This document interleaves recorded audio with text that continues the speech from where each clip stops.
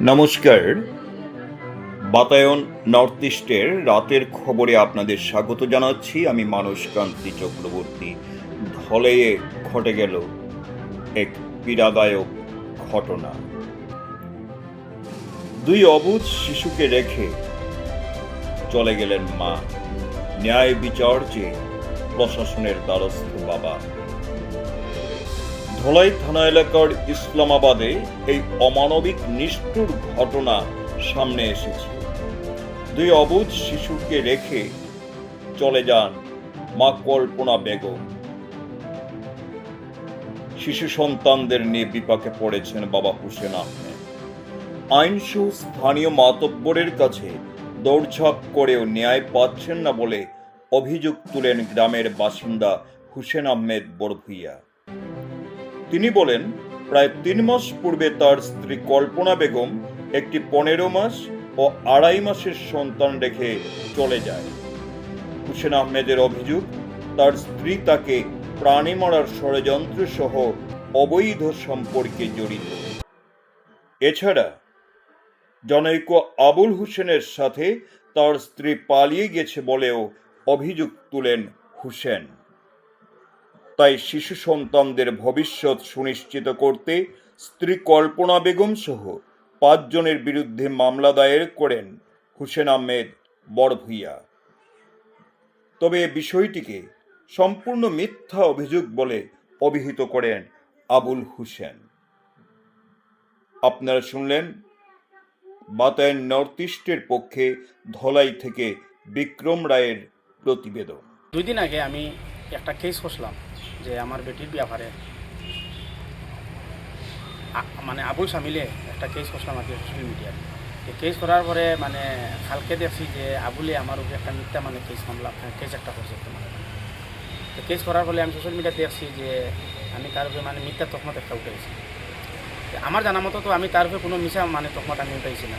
এখানে আজ থেকে লাগাইয়া যে 3 মাস আগে আমার বউ বাগাই নিছে, নেওয়ার পরে এগুলো তো মানে পুলিশে আনিয়া নিজের সহযোগিতা আনিয়া থানাত আনিয়া সমঝাই নিয়েছে। সমঝানির পরে তো এগুলো তো তার মার লগে দেওয়া হয়েছে, আমার শাশুড়ির লগে দেওয়া হয়েছে। দেওয়ার পরে এগুলো তারা বাড়িতে আসলো। বাড়িতে থাকার পরে তো দীর্ঘ 3 মাস হয়েছে। এরপরে তো আমি তো মানে গাঁৱৰ যেহেতু বিচারা পঞ্চায়েত মেম্বার আছে সবরে তো আমি ফাটাইলাম জেলা শেষ করা যায় ওখান মানে শেষ করে দিবার লাগে। আবুলি তো কোনো মানে সাইড দেয় না, মানুষ যাওয়ার পরে হে ডাইরেক্ট মানে না করে দিলায়, বলে না এখন হইতো না, কয়দিন পরে হইব। এরকম করতে করতে করতে করতে প্রায় তো 3.5 মাস গেছে গিয়া। 3.5 মাস যাওয়ার পরে মানে লাস্ট বিচারি আমি ফাটাইছি। বিচারি ফাটানি পরে সোমবারে ডেট পড়ছে, আজকের ডেট, যে আজকে আমার মানে বিচার হইয়া একটা সমাধান হইতো, হয়তো তাই আয় বা তাই যাও, এটা থেকে একটা হইতো।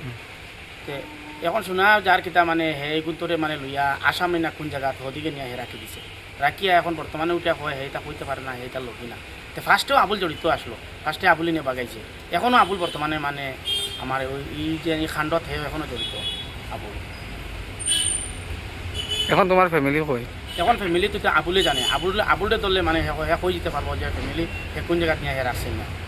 তো হে দেখো আমার মানে অত বড় আমার ঘর হে আমার ভাঙ্গিছে, ভাঙ্গিয়া হে আমার মিশার তহমত দেয় আমার তার যে বড় বউ দিয়ে কেস করার। এখন যে বুঝে কেস করাইছে তার অকল বড় বউ, আর 2 নম্বর বউ নিয়ে হন নিয়ে রাখছে আসাম নিয়ে, লগে আমারও মানে ওয়াইফ নিয়ে মানে হন নিয়ে রাখছে নিয়ে। আমি এখন ও কথা কইতাম চাই আর মানে এই সমস্ত জিনিস সে করে দিতার লাগিয়া আমি প্রশাসনের কাছে তো আমি বারবার আমি মানে দলাই দাইছি বা প্রশাসনের কাছে আমি অনুরোধ করছি, দেখো আমার বিচারটা আমার সুন্দর করিয়া দেয়। দেখো আমার 2টা বাচ্চা আছে, বাচ্চায় দেখো খান্না কুটা কোনো রাত হইলে মানে ঘুমানি যায় না। তোর বয়স কত?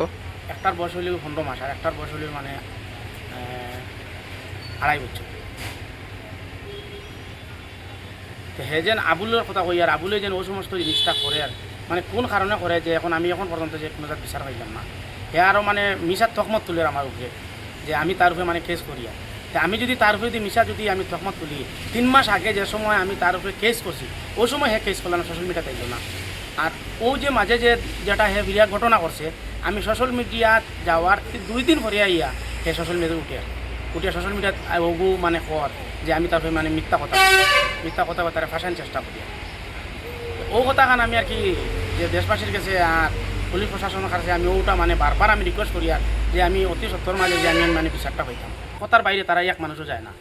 নাইলে অতদিন এই যে দরবার অতদিন কোন দিন এই দরবারটা শেষ হয়ে যায় মানে হে এই দরবারটা শেষ করতে দেন না হে কোন কারণে শেষ করতে দেন না হে ওলা পর্যন্ত প্লেন করছে যে বেঙ্গলোর না বোম্বেল হে লইয়া যাইতো হনো গিয়া হে বিয়া শাদি বন্ধ করতো ডাইরেক্ট আমার শাশুড়ির গেছে ইলা বন্ধ কইছে এখন হুসেনের ঘর থেকে আমি লইয়াই গেছি এখন আমি তো এখন লইয়াই গেছি দরবার দিয়ান করিয়া এখন যতটুক সামাল দেওয়া লাগে আমি সামাল দিমু তে এখন আমার তোরা বিয়া শাদি দিয়া দাও তাহলে তারা মানে বড় ঝগড়া করছে অলরেডি তারা যে কথা বার্তা করছে রেকর্ডিং আছে হে মোবাইলও দিছে ইগু আছে সব কিছু আছে এরপরে যে আমার যে কল্পনার যে মানে বড় বোন তাই তো হকানো আসলো তো তারা এটা যন্ত্রণা দেখিয়া যে তারা এটা দেখো একটা বড় বোন যদি তাকে ছোটো বোন কেমনে বিয়া করবো ও তাই এটা জানতে পারছে না পরে তাই আমার ঘর আইসে আইয়া কইছে ও থেকে ও পর্যন্ত আবুলে করে দেখো ও দেখো ছোটো বাচ্চা আমি লইয়ে আইছি একটা আমি ঘরে রাখি আইছি তো এখন আমি দেশবাসীর কাছে আর আমি প্রশাসনের কাছে আর আমি সরকারের কাছে আমি অনুরোধ করছি যে আমি অতি সত্তর মাঝে আমি বিচারটা পাই আমি নিয়ে বিচারটা আমি চাই কষ্ট করে ফালিয়া গেল